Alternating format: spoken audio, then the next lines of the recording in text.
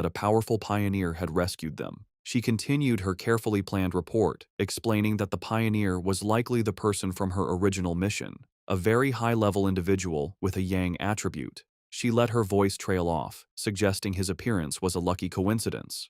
The other squad members were in complete awe, with one saying it was unbelievable that one person could defeat both monsters.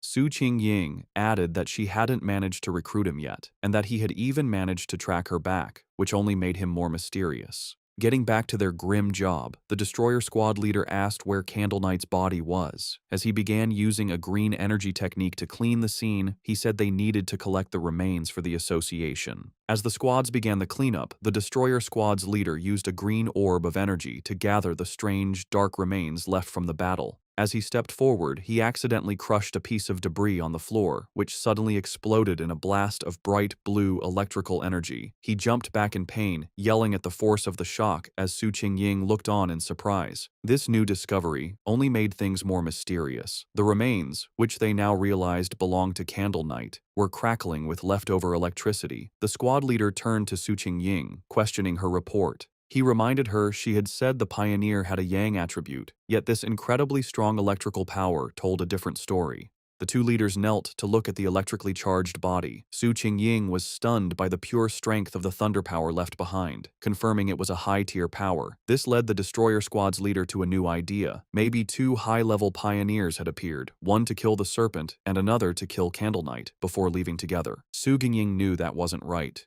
She struggled with how to explain the unbelievable truth, remembering the image of the lone pioneer holding both crackling blue lightning and roaring golden fire. She knew no one would believe that a single person could have two different top-level powers. Having just one made you a genius. Having two was almost unheard of. The impossible proof was right in front of them. The burning skeleton of the giant serpent was the work of a Yang Flame Walker, while the electrified body of Candle Knight was the clear mark of a Thunder Tyrant. The combined squads could only look on in complete disbelief, wondering what kind of monster this mysterious pioneer really was. As reinforcements from the association arrived, Su Qingying was glad she had left team members outside. If she had been inside too long without checking in, they would have reported her missing.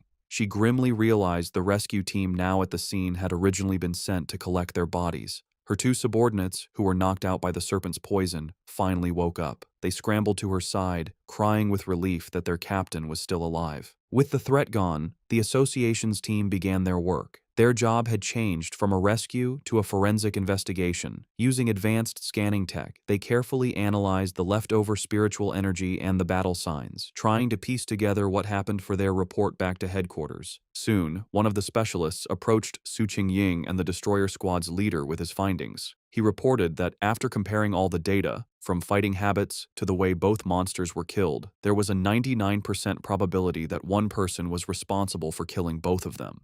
The two squad leaders stared at each other, their faces showing both shock and serious concern. The other squad members murmured to each other in disbelief. They were processing the fact that they had been saved by a pioneer with two different high-tier powers, something they never thought was possible. They knew either monster could have easily killed them all, yet this powerhouse had finished them both off, seeming to use single strikes. The power difference between them and this mysterious person was just ridiculous. Understanding the huge importance of this discovery, Su Qingying contacted her superior. She reported that the information on her target had been significantly updated. Looking up at the hole in the ceiling, she confirmed that the mysterious pioneer from the university and the powerful individual codenamed Tyrant were, in fact,